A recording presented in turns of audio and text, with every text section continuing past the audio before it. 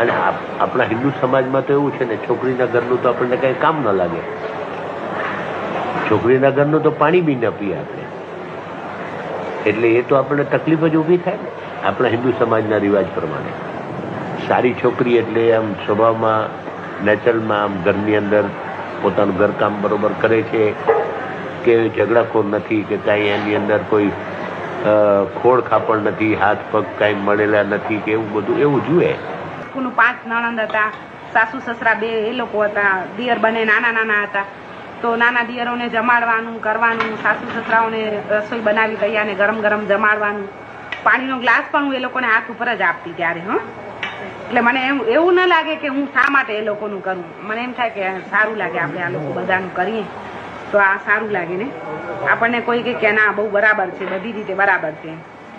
આગળ જતા પણ ગરબા હવે બને રસ નથી, એમ બહુ કંટાળો આવી જાય ને. આપણે સંભાળીને કે આ લોકોના જ બધાનું અરમાન પૂરા કરવાના, આપણા અરમાન કાંઈ જ નહીં.